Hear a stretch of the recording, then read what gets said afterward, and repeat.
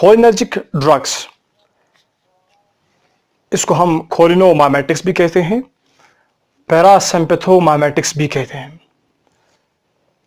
खोलिनर्जिक क्यों कहते हैं? क्योंकि इसमें वो ड्रग्स जो एसिटाइलकोलिन की तरह काम करते हैं या जिसमें हम एसिटाइलकोलिन पढ़ते हैं उनका मोड ऑफ एक्शन बॉडी पर, इसीलिए इनको हम लोग पुट करते हैं।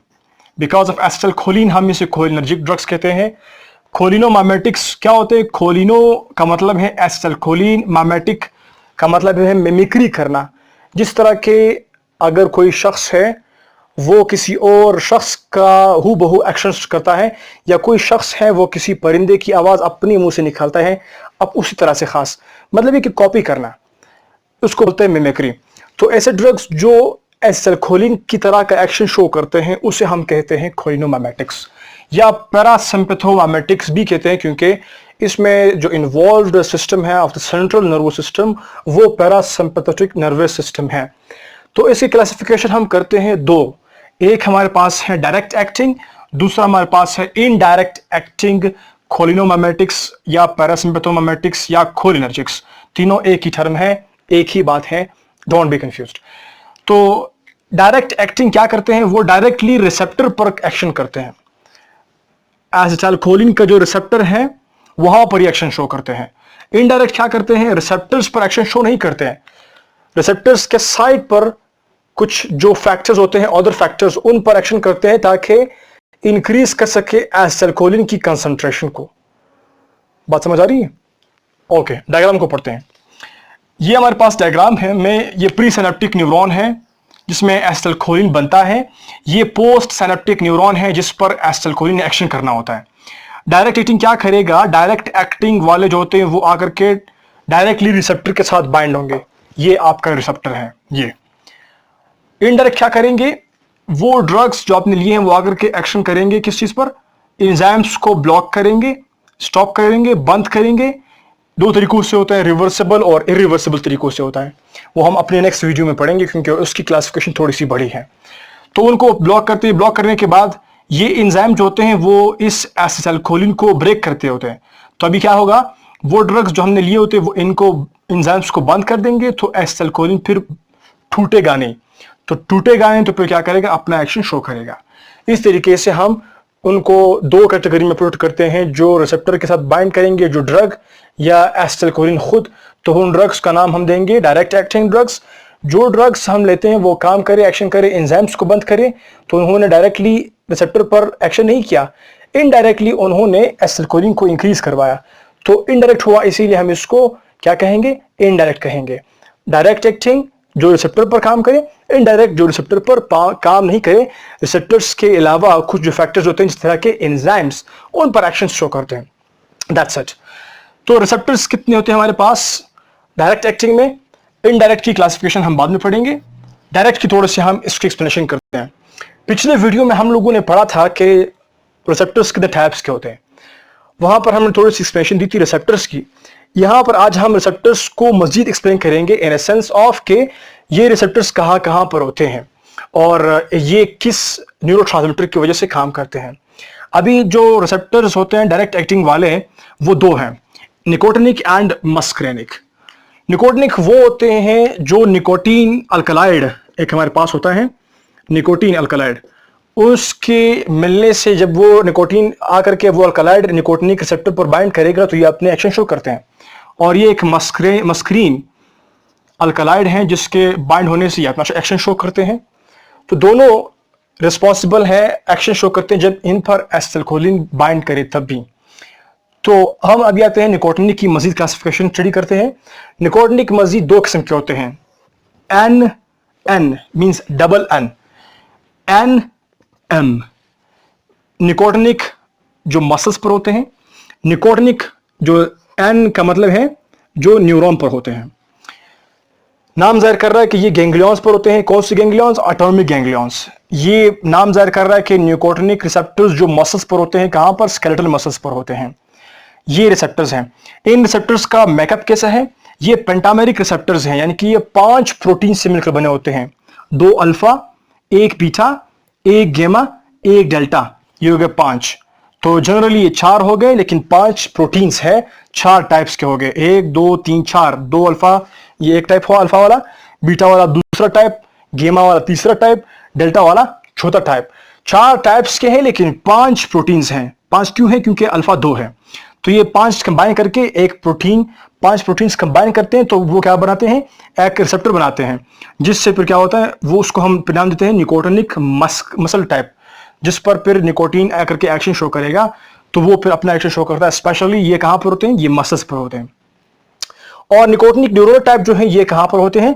They are present on the neurons, ये न्यूरॉन्स पर होते हैं, आयन चैनल बनाते हैं। निकोटिनिक न्यूरोनल टाइप जो है वो अल्फा और बीटा प्रोटीन से बने होते हैं, जो मिलकर के एक चैनल बनाते हैं, जिससे फिर इनफ्लक्स और इफ्लक्स होती है आयंस की।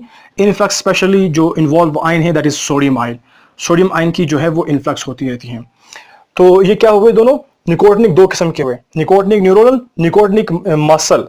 जो मसल्स पर होते हैं वो 5 प्रोटीन्स से बने होते हैं, 4 जिसके टाइप्स होते हैं।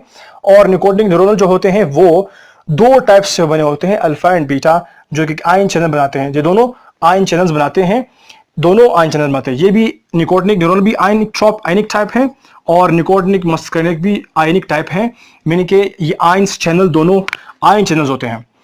जब इन पर कोई लिगेंड यानी कि एसिटाइलकोलिन हुआ या कोई ड्रग हुआ, इनके चैनल्स पर आकर के एक्शन शो करेगा तो चैनल्स ओपन हो जाएंगे।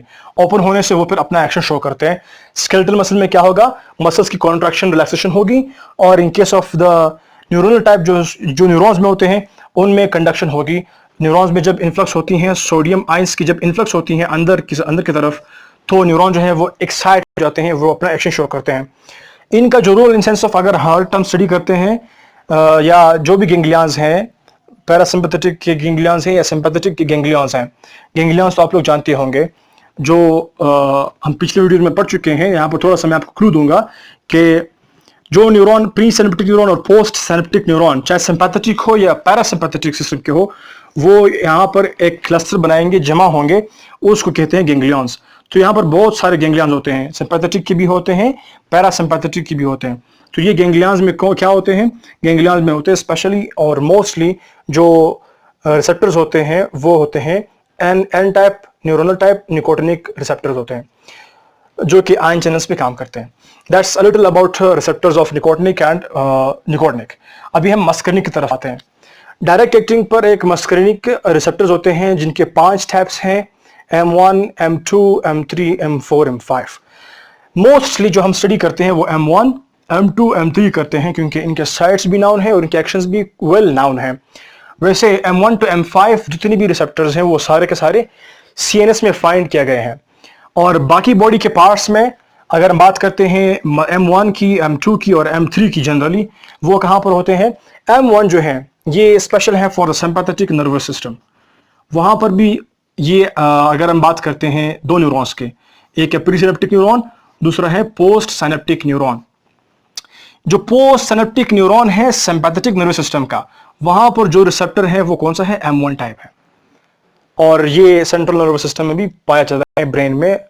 और M2 जो है इसका एक्शन हार्ट पर होता है, और ये रिसेप्टर हार्ट पे होते हैं और स्मूथ मसल्स पर भी होते हैं। हार्ट में ये क्या करवाते हैं? They slow down the heart's contraction and relaxation. ये का कॉज करवाएंगे? ये ब्रेडिकार्डिया कॉज करवाएंगे, जिसमें हार्ट की जो रेट है, हार्ट बीट जो है वो डिक्रीज हो जाती है। M3 जो है ये ग्लैंडुलर सेल्स पर होते हैं, यानी कि गैस्ट्रिक सेल्स हैं और पैराइटल सेल्स हैं। जितने भी ग्लैंड्स होते हैं उन पर ये एक्शन शो करते हैं, उनकी सिक्रीशन करवाते हैं। लेकिन 2 ऐसे ग्लैंड्स हैं, बाइल और मिल्क, जिन पर इनका एक्शन डिस्कवर नहीं हुआ। और M2 और M3 इंक्लूडिंग M1, इनके जो मोड ऑफ एक्शन है वो किस तरीके से है? M1 और M3 जो है वो by mean of G Q काम करते हैं, और M2 जो है वो by mean of GI coupled काम करते हैं। अभी GI किस तरह काम करते हैं, GQ किस तरह काम करते हैं, और इनके जो वीडियोस है वो हम अलग से पढ़ चुके हैं। तो अभी हम क्या करेंगे? थोड़ा सा डिस्कशन मजीद बढ़ाएंगे टुवर्ड्स के एज अ होल खुद खोलिनर्जिक जो एसिटाइलकोलिन है उसका क्या मोड ऑफ एक्शन है, या जो ड्रग्स हम लोग लेते हैं खोलिनोमाइमेटिक्स, जिनको हम अगले वीडियो में पढ़ेंगे, वो सारे किस तरह एक्शन शो करते हैं आपकी बॉडी में एज अ होल। अगर हम लोग लेते हैं एसिटाइलकोलिन, वो क्या करेगा? आइस को वो आइस की मायोसिस करवाएगा, प्यूपिल साइज जो है वो छोटा सा हो जाएगा। और लैक्रिमेशन करवाएगा। लैक्रिमेशन जो आंसू का बहना होता है फॉर द एक्सेसिव अमाउंट में, वो कौन करवाएगा? अगर हम कोलिनोमाइमेटिक्स लेंगे या एसिटाइलकोलिन लेंगे।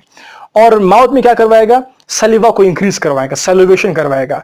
जीआईटी में क्या करवाएगा? Increase of the GIT movement करवाएगा, जिससे पेरिस्टाल्सिस जो है वो इंक्रीज होगी और डेफिकेशन होगी और यूरिनेशन भी होगी। आप इनको कैसे याद कर सकते हैं? Very simple. आप जब रेस्ट में होते हैं तो आपकी आंखें क्या हो जाती हैं? आपका जो आंखों का प्यूपिल का साइज है वो अपने आप को छोटा करता है, एकोमोडेट करता है फॉर नियर विजन्स के लिए। तो आप क्या करेंगे? आपकी आंखें नॉर्मल, आप कहेंगे कि इसको आपने मैच करना है कोलिनोमाइमेटिक्स ड्रग्स के साथ। अगर कोई आपसे पूछे कि what are the actions of the cholinomimetics या एसिटाइलकोलिन, तो आपने क्या कहना है कि आपने सिंपल से या अपनी बॉडी को देकर के बताना है कि जब हम रेस्ट में होते हैं तो क्या होता है। रेस्ट में जो भी कंडीशन आपका होता है वो असल में एक्शन होता है एसिटाइलकोलिन का। आंखों में जो आपका आंखों का जो प्यूपिल है वो छोटा हो जाता है। तो आपने कहना है कि मायोसिस। और फिर क्या होता है, अगर हम रेस्ट में होते हैं तो हम अगर कभी कंडीशन थोड़ा सा वर्स्ट हो वहां अंगूर से तो अगर आंसू बहते तो हम कह सकते हैं कि मायोसिस होना, लैक्रिमेशन होना, सेलिवेशन होना। सिलिवा जो है वो ज़्यादा बनता है अब आपकी बॉडी में, और डाइजेशन आपकी बढ़ती हैं, ज़्यादा होती हैं। जब आप रेस्ट में होते हैं आप कह सकते हैं कि आपका डाइजेशन जो है वो इंक्रीज हो जाता है, और फिर डेफिकेशन भी होता है आपका, और यूरिन जो है वो भी आप रेस्ट की हालत में कर सकते हैं। तो ये सारे क्या हुए? ये कोलिनोमाइमेटिक्स के एक्शंस हैं जो आपके सारे रेस्ट के एक्शंस हैं। तो बहुत ही आसान हुआ, कोई डिफिकल्टी इसमें नहीं है। एक short review of the complete lecture. Cholinergic drugs कौन से होते हैं? जिसमें एसिटाइलकोलिन इन्वॉल्व हो। कोलिनोमाइमेटिक्स कौन से होते हैं? वो ड्रग्स जो कोलिन की तरह एक्शन शो करते हैं, यानी कि एसिटाइलकोलिन की तरह एक्शन शो करते हैं। पैरासिम्पथोमाइमेटिक्स भी हम इसको कह सकते हैं। ये वो ड्रग्स है जो पैरासिम्पैथेटिक नर्वस सिस्टम पर एक्शन शो करते हैं। इनके हमारे पास क्लासिफिकेशन दो कैटेगरीज में है, एक डायरेक्ट में है, एक इनडायरेक्ट में है। डायरेक्ट वो है जो अभी हम इसको समझेंगे बाय मीन ऑफ न्यूरॉन्स।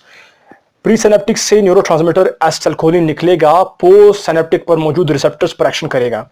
अगर ये एसिटाइलकोलिन या कोई भी आप लोगों ने माइमेटिक ड्रग लिया है कोलिनोमाइमेटिक, जब वो निकलेगा और एक्शन शो करेगा रिसेप्टर पर डायरेक्टली बाइंड होगा, तो इनका एसिटाइलकोलिन का या फिर उस ड्रग का डायरेक्टली अटैक करना, बाइंड होना रिसेप्टर के साथ, उनको हम कहेंगे डायरेक्ट एक्टिंग कोलिनोमाइमेटिक्स। और जो रिसेप्टर के अलावा कहीं और जाकर के एक्शन करते हैं, जस्ट लाइक एंजाइम्स होते हैं, इन एंजाइम्स को बाइंड करते हैं, तो एंजाइम्स को ब्लॉक करते हैं उसके एक्शन को रिवर्सिबली या इरिवर्सिबली। तो फिर क्या होगा? तो एसिटाइलकोलिन की कंसंट्रेशन बढ़ेगी, जिससे इसका एक्शन मजीद परफॉर्म होगा। और जो इनडायरेक्ट, इसको फिर हम पुट करते हैं इनडायरेक्ट की कैटेगरी में। इनडायरेक्ट क्या करते हैं? वो इंक्रीज करते हैं एसिटाइलकोलिन की कंसंट्रेशन को in the synapses by mean of blocking the enzymes.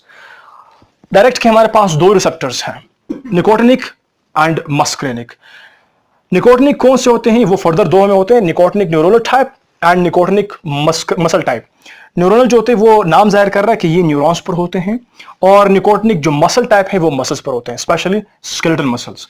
Nicotinic muscle type जो है वो 5 पेंटामेरिक प्रोटीन्स होते हैं, 2 उसके अल्फा होते हैं, एक बीटा, एक गेमा और एक जो है वो डेल्टा होता है। ये पेंटामेरिक स्ट्रक्चर है। असल में 4 प्रोटीन्स मिलकर के एक पेंटामेरिक स्ट्रक्चर बनाते हैं। और जो निकोटिनिक न्यूरोनल टाइप हैं वो 2 प्रोटीन से मिलकर बने होते हैं, अल्फा एंड बीटा, जो कि एक लिगेंड गेटेड आयन चैनल बनाते हैं। ये दोनों जो है आयन चैनल्स के थ्रू काम करते हैं। ये न्यूरॉन्स पर होते हैं, ये मसल्स पर होते हैं, और दोनों जो है वो हाइपर होते हैं। मतलब कि अगर इनकी स्टिमुलेशन होगी तो ये न्यूरॉन्स को एक्साइट करेंगे और मसल्स की कॉन्ट्रैक्शन करवाएंगे। मसल टाइप जो है मस्क्रेनिक में हम 5 टाइप्स पढ़ते हैं, M1 to M5। M1 M2 5 जो है वो सारे के सारे नर्वस सिस्टम में होते हैं, सेंट्रल नर्वस सिस्टम में। लेकिन M1 M2 M3 जो है वो फर्दर आपके बॉडी पार्ट्स में भी होते हैं। M1 स्पेशल है for the sympathetic nervous system के पोस्ट, ये आपके पास प्री सिनेप्टिक न्यूरॉन है, ये आपके पास पोस्ट सिनेप्टिक न्यूरॉन है, ये PR है। तो पोस्ट सिनेप्टिक न्यूरॉन पर होते हैं M1 रिसेप्टर्स, और M2 जो है वो हार्ट पर होते हैं, स्मूथ मसल्स पर होते हैं। M3 जो होते हैं वो ग्लैंडुलर सेल्स पर होते हैं, specially gastric and parietal cells. और वहां पर क्या करवाएंगे? M2 जो है हार्ट की मसल्स को क्या करवाएंगे? ये डिक्रीज करवाएंगे, ताकि हार्ट जो है वो मूवमेंट कम हो सके, उसको हम कहते हैं ब्रेडिकार्डिया। और M3 जो है वो ग्लैंडुलर सेल्स पर होते हैं, उसमें ग्लैंड्स की सिक्रीशन करवाते हैं, स्पेशली बाइल और मिल्क पर जो है इनका कोई एक्शन नहीं है, बाकी सारे ग्लैंड्स पर इनका एक्शन है, अभी तक नहीं किया गया या डिस्कवर नहीं हुआ। M2 M3 इंक्लूडिंग M1 ये एक्शंस करते हैं। M1 और M3 जो है वो बाय मीन ऑफ GQ काम करते हैं, M2 जो है वो by mean of GI protein काम करते हैं। GI GQ प्रोटीन्स कैसे होते हैं, they are discussed in our next videos. As a whole कैसे काम शो करते हैं, एसिटाइलकोलिन एज अ होल जो है वो आपके आइज पर क्या करवाएगा, मायोसिस और लैक्रिमेशन, माउथ में सैलिवेशन, ऊपर से नीचे की तरफ आए, lacrimation, miosis, salivation, increase of the digestion यानी कि peristalsis, defecation, urination, these all are the actions of the acetylcholine या फिर cholinomimetics drugs, वो सारे के सारे इस तरह के actions शो करते हैं। That's it all about M1, M2, M3. So muscarinic type and nicotinic type, and we will discuss the indirect acting acetylcholine esterase indirecting in the next videos. Till then, thank you.